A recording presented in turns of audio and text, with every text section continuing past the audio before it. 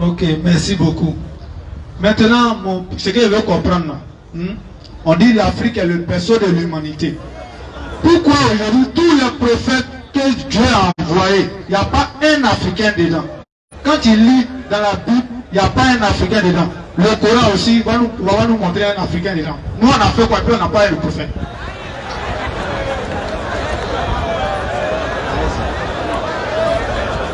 Ok. En fait, j'aimerais préciser une chose. C'est en ce qui concerne la peau noire, c'est dans l'islam seulement qu'il y a des traces des noirs là-bas. Pourquoi? Parce que tu vas voir un homme sage dans le Coran qu'on appelle Luqman. Les savants te disent qu'il était noir. Et c'était l'une des personnes qui donnait les meilleurs conseils à son enfant.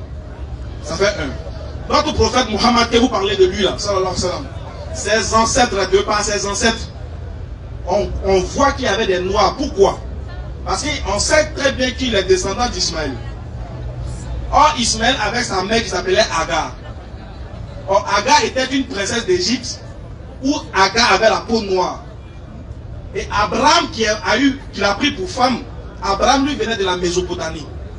Alors quand un homme de la Mésopotamie rencontre une fille égyptienne, une princesse égyptienne, l'épouse, et ils ont un enfant ensemble, l'enfant sera forcément métisse. Or Agar de base, elle était noire, elle était africaine. Donc notre prophète, il est issu des descendants qui sont africains. Donc l'Africain même là, il est encore mieux, il est encore fier qu'il est musulman, parce que de par l'ancêtre de son prophète Muhammad, il y a les Africains dedans. Ça fait un. De deux, chez nous en islam, on ne catégorise pas une couleur de peau. On ne valorise pas la couleur de peau, on ne valorise pas une quelconque, comment on appelle ça, contrée ou un quelconque village. On ne valorise pas un groupe de personnes. Parce que Dieu dit dans le Coran, Sourate 30 à partir du verset 22, et puis Sourate 41, tu vas comprendre que Dieu dit dans le Coran que lui, c'est pas ça qu'il regarde. Dieu ne regarde pas ça. Sourate 30, à partir du verset 22.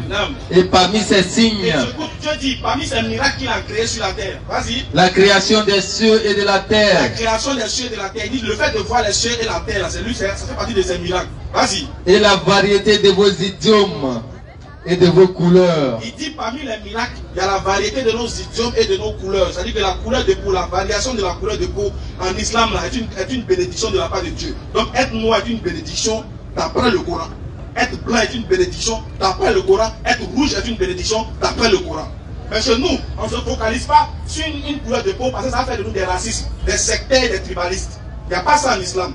Puisque l'islam est une religion universelle à laquelle tout être humain doit se sentir bien, bon et en bonne santé. Voilà pourquoi chez nous, on ne valorise pas la couleur de peau, mais on valorise plutôt les actions de piété. Parce que c'est ça qui te rend grand aux yeux de Dieu. Parce que devant Dieu, nous n'est c'est ça qui rend grand. Chez nous les musulmans, ce n'est pas ta peau qui nous intéresse, c'est tes actions que tu mènes, c'est ce que tu incarnes comme image, c'est ce que tu incarnes comme référence, c'est ce qui nous intéresse. Voilà pourquoi dans la Sourate 41, il dit ceci. Sourate 49, verset 13. Oui. Ô homme, allez, dit, oh homme, nous vous avons créé d'un mâle et d'une je vous femelle. ai créé d'un homme et d'une femme de la base qui est Adam et Ève. Vas-y. Et nous nous avons fait Et puis j'ai fait de vous, oui, des nations et des tribus. la nation guerrière, africaine, chinoise, japonaise, européenne. J'ai fait de ça des nations et des tribus, oui. Et nous vous avons fait Et nous avons fait de vous des nations et de des vous tribus. des nations et des tribus. Pour Oui. que vous vous entreconnaissiez. Il dit le fait qu'il y ait différentes couleurs de peau, c'est pour qu'on s'aime et qu'on s'entreconnaisse, pour qu'il y ait une attraction et nous. Entre Le plus noble d'entre vous, chez Dieu là, le plus noble d'entre nous, c'est qui? auprès d'Allah, Auprès d'Allah? est le plus pur. Non, c'est le noir. Est le plus pur. T'as mal vu, c'est les japonais. Est le plus pur. Et c'est que c'est l'africain. Est le plus pur. Ah, Dieu dit c'est pas ça. C'est le plus pieux, celui qui le craint. Non seulement publiquement et en secret. C'est celui-là qui a la valeur chez nous. Or, pour vous les Africains, quand tu n'es pas africain, c'est-à-dire que dans le concept de l'africanisme, c'est seulement que la peau noire qui a de la valeur. Ne trompons-nous. Quand tu dis que l'Afrique est le berceau de l'humanité, qui a créé le berceau là? Et puis il était dedans. Donc laissons ça. Chercher à vouloir catégoriser, à vouloir se donner. On ne dit pas de ne pas se donner la valeur. Il faut se donner de la valeur. Mais il ne faut pas penser qu'on est mieux que les autres. Parce que nous, notre couleur de peau a tant été marginalisée, ou bien les Occidentaux sont de nous. Ça n'a rien à voir. Si tu rentres dans ce contexte-là, tu vas rentrer dans un contexte purement politique. Ça va virer forcément vers la politique. Parce que si on veut regarder depuis l'origine où on n'était pas, on n'a pas vu, on ne sait pas comment ça a commencé. Donc nous, on ne peut pas être les juges du temps passé. Voilà pourquoi il dit, nous là, Voilà pourquoi on est noirs, non? Et puis quand on rentre dans la mosquée chinoise, là, on se sent chez nous. Clair. Nous, on est noirs. Quand on va en Europe, là, quand on dit Allahu Akbar, on n'est pas étranger. Parce que l'islam est une religion qui unifie. Par contre, toi qui es africain, toi qui défends les valeurs de ton africanisme,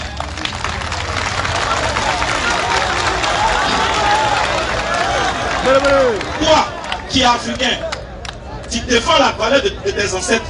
Ce qui veut dire que toi, moi, mes ancêtres, ce n'est pas ton problème. Toi, tu défends tes ancêtres. Tu reconnais tes ancêtres. Mais et moi, mes ancêtres, tu fais quoi d'eux? Ça ne t'intéresse pas. Tu veux que moi aussi, je m'intéresse à mes ancêtres. Mais bizarrement, imagine 3 Africains.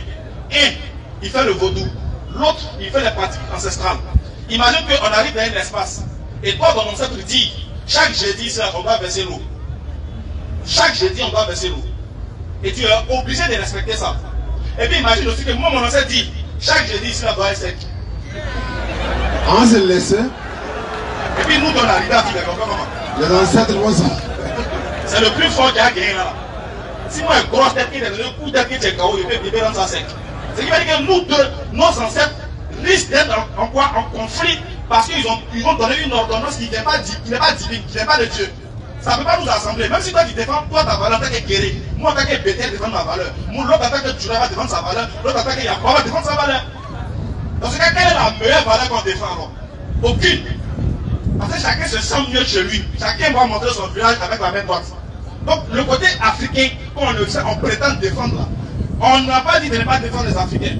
Mais il faut comprendre que la meilleure défense des Africains, c'est d'unifier tous les Africains et non de les disperser. Et c'est pas parce que moi, je suis musulman que je suis plus africain. Ah bon?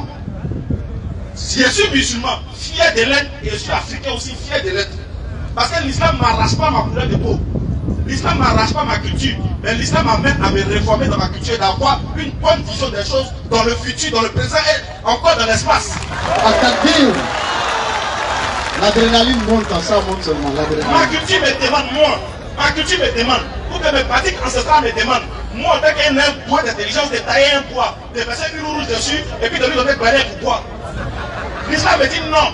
L'islam m'amène à me réformer, à comprendre que ça, c'est de la perversité. Moi, en tant qu'un homme, je ne dois pas faire des choses par de bassesse. Voilà où l'islam nous amène. Ça fait de nous des hommes forts, purs et intègres. Les habitants du Jannat Firdaus, c'est nous. Merci. Attaquer. Voilà qui est clair. Merci beaucoup. Merci, Tchalami. Faut pas vite vous donner musulman, mais ça prend.